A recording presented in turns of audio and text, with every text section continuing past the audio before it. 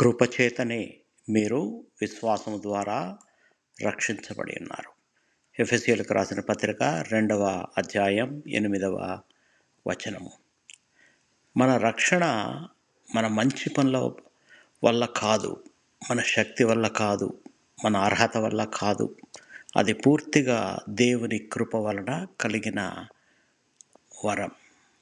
మనం పాపులమైనప్పటికీ కూడా దేవుడు మనల్ని ప్రేమించి యేసుక్రీస్తు ద్వారా రక్షణ మార్గాన్ని తెరిచాడు.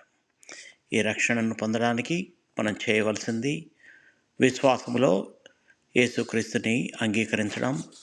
విశ్వాసం అంటే కేవలం యేసుని గురించి తెలుసుకోవడం మాత్రమే కాదు, కానీ ఆయన్ను మన రక్షకుడిగా నమ్మి మన జీవితాన్ని ఆయన చేతిలో ఉంచడం.